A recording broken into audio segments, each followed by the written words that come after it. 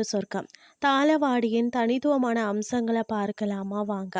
அதாவது குட்டி ஊட்டி அல்லது ஈரோட்டின் காஷ்மீர் என்று அழைக்கப்படக்கூடிய தாளவாடி ஈரோடு மாவட்டத்தில் அமைந்திருக்கக்கூடிய ஒரு அழகிய தனித்துவமான மலைப்பிரதேசமாகும். இதன் சிறப்புகள் பற்றி தான் நாம் இன்றைக்கு பார்க்க போகிறோம். புவியியல் அமைப்பு மற்றது சீதோஷ்ண நிலை கிழக்கு தொடர்ச்சி மலைகளும் மேற்கு தொடர்ச்சி மலைகளும் சந்திக்கும் பீடபூமியில தான் தாளவாடி அமைந்திருக்கிறது.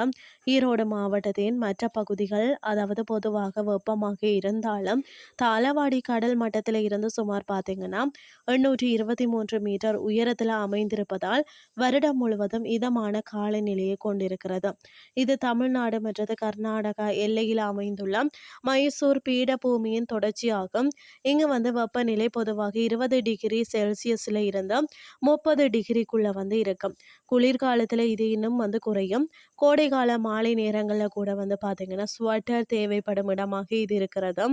அதாவது தாளவாடிக்கு செல்லும் பயணம் மிகவும் சுவாரஸ்யமானது. சத்தியமங்கலத்தில் இருந்து பார்த்தீங்கன்னா தாளவாடிக்கு செல்ல 27 செங்குத்தான கொண்டை ஊசி வளைவுகளை கொண்ட திம்பம் மற்றது மலைப்பாதையை கடக்க வேண்டுமாம்.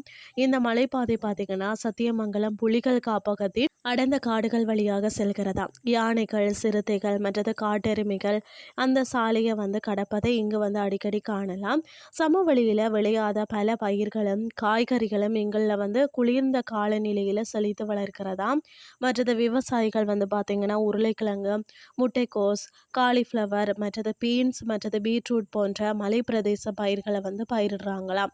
இந்த ஒரு பகுதி சாமந்தி பூ சாகுபடிக்கும் பெயர் பெற்றது.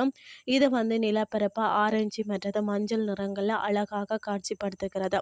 சமீப காலமாக இயற்கை விவசாய முறைகள் அதிகரித்து வருகிறது. இங்கிருந்து பார்த்தீங்கன்னா பெங்களூரு மற்றது சென்னை போன்ற பெருநகரங்களுக்கு காய்கறிகள் அனுப்பப்படுகிறதுன்னே சொல்லலாம்.